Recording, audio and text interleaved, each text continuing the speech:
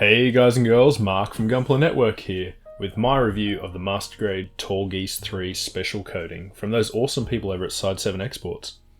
If you want your own P Bandai or limited items, including Gundam Base and Gundam Factory Yokohama, they're your go-to source. And don't forget to use our discount code at the checkout. Now, this amazing box art in a blue overtone, pretty awesome. Obviously it's a limited kit, as you can see. You can see down here in the corner, it is Bandai Spirits 2020. Now, that's not actually that's the release date of this version of the kit, but originally the kit I think was 2015, without looking it up. So it's a few years older, but from everything here, good kit. Special coating, it's not titanium, but from what I saw, it kind of looks a bit that kind of high gloss, really kind of shiny kit. Just not much to see on the box itself except for the box art, so let's take a look inside. Now, starting with the booklet, you've got your Oz 00MS2BB, Tallgeese III, and there you go, 2015. So this is the original booklet, obviously nothing different except for the coating.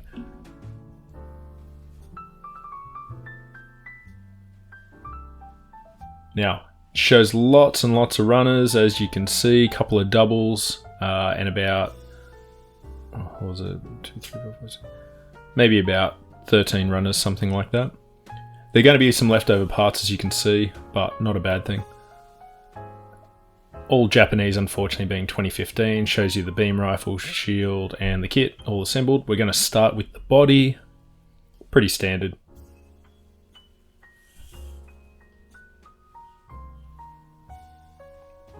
Once you've done that, you're onto the head. Good looking head on the Tallgeese. It's got that Centurion Spartan kind of look. Then you're onto the arms. Legs. And after the Epion, I got to feel like this is actually going to be pretty easy. The waist.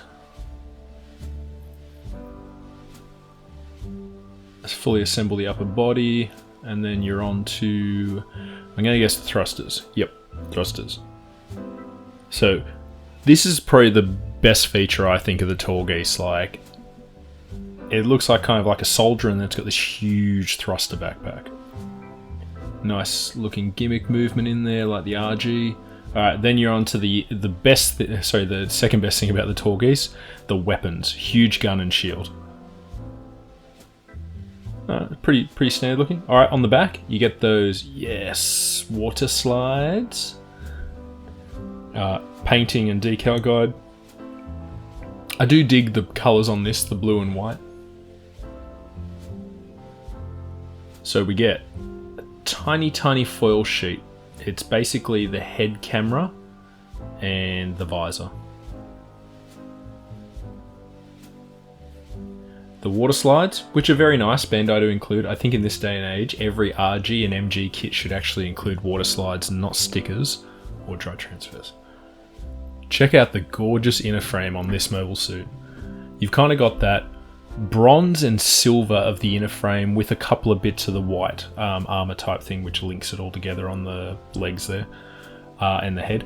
But This is a good inner frame, a good look. If you're not a painter and you don't want to paint or detail inner frames, this, where it'll show through, is a good look. I like this. It's kind of almost like a metallic finish on the plastic, like a metallic gloss injection.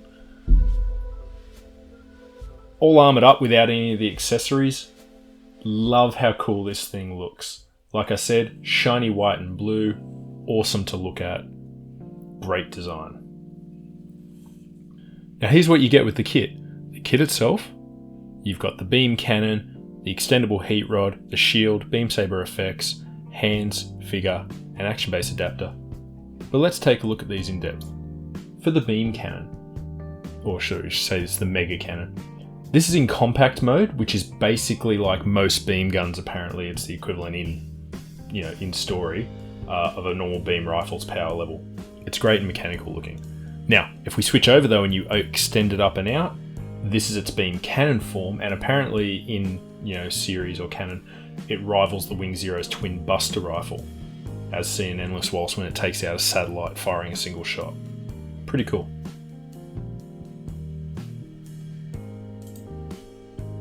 the shield. Now, usually the first two Tallgeese have that round, like I said, Spartan Centurion kind of shield. Tallgeese 3 switches it up, still retains the beam sabers in it on the back, as you can see there, and you've got the extendable heat rod.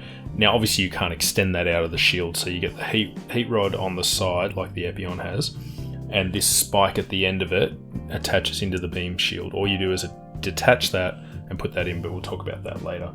Overall, a very cool shield and goes with the overall aesthetics of the kit.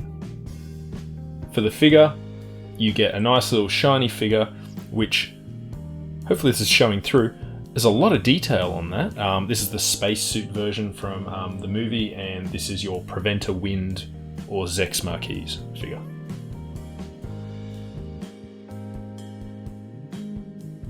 Okay, there's your beam saber effect parts in the beam saber. You get two beam sabers, two effect parts, and they are slightly curved, which is pretty cool.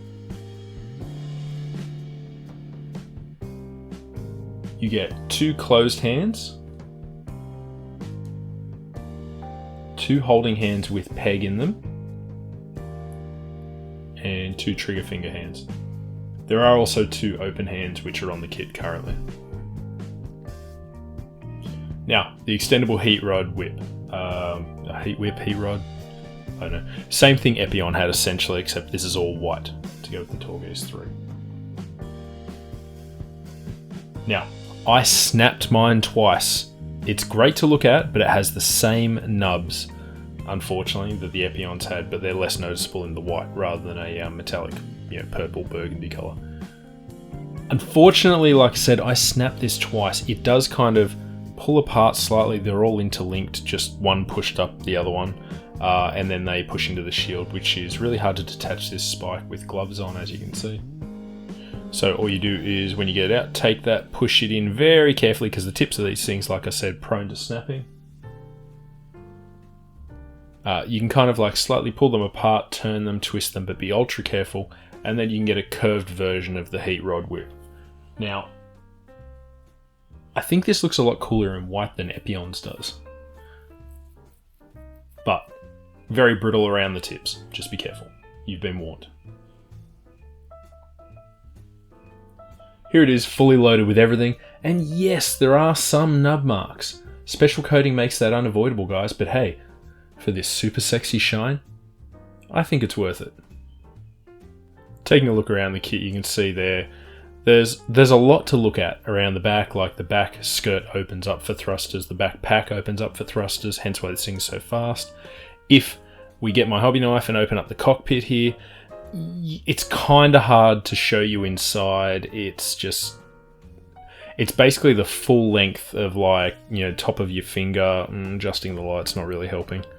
But yeah, it's like the full length of your your fingertip and nail from your first knuckle back. That's how far the pilot is seated at the backpack side of the kit. Is very deep in there.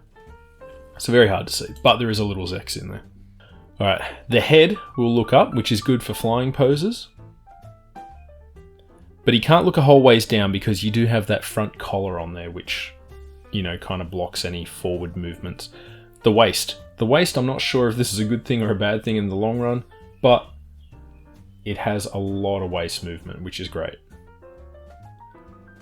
Although that can make it a little floppy, so. Now, the thrusters on the rear, I don't think these things move as far or as well as the RG does. I thought they were better. Which I'll show you later on the RG kit, side by side with it. And there you go, it pops off. That's just a polycap piece kind of in there holding the thruster on, so they do come off quite easily. They do go back on just as easy. The arm movement, kind of alright. Like, you do have these huge bulky shoulders and then you hit the thrusters on the back.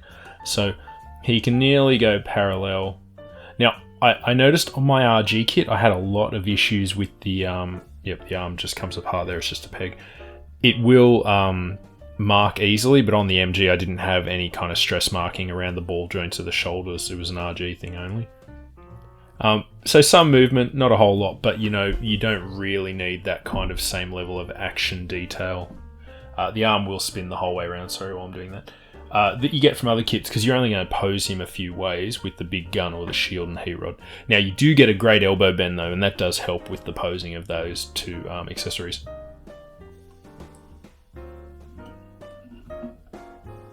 So there's those two open hands I talked about. Basically every hand gets, like all the EW kits, you get the thumb on a hand palm bit, and then you just replace the fingers. If we pop those out of the way. Now, noob moment here, I completely and utterly forgot with the Tallgeese design that, yeah, these are attached. So the side skirts are hugely long from the blue piece all the way down this white piece. I thought it opened up here, and it doesn't. I thought there was just more thrusters in there, but there isn't. So let's just forget that ever happened. Alright, if we head around the back, you've got the butt flap that kind of lifts up a little, and you can also, these come off, they're only like kind of polycapped on, or like a little clip on. You've got the internal verniers around the back of the back skirt for extra lift, and yeah, they open up, but not as far as I thought they'd open up. They open up a little bit better, easier on the RG kit once again. Obviously the RG kit is newer than the MG, and Bandai took away some learnings from that. So now if you're looking at the thruster, you just lift the little wing and the whole thing opens up. And that's pretty cool. I really do love the way this thing poses with those opened up. And it's not as back heavy as you think. It can actually stand. It's currently standing in my cabinet right now and hasn't fallen over in 2 days, so that's great. It's got an epic leg movement. Even the side skirt being attached to the leg doesn't impede that. It's got a great mechanical movement on the knee for the armor sliding, much like the elbow does. No real front skirts, obviously, to be in the way. And yeah, it's just, it's got good articulation for its age. I just love the way this thing sits in my collection. It fills it out so nicely with the rest of the EW kits up there. Painting project coming 2025 when I get some time.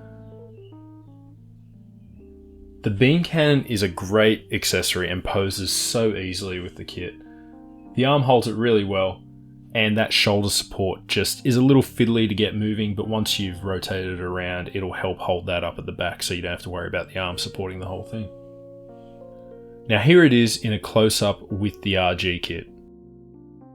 Obviously the RG is the Tallgeese 1 and the MG is the Tallgeese 3, but you can see here the design is very much similar.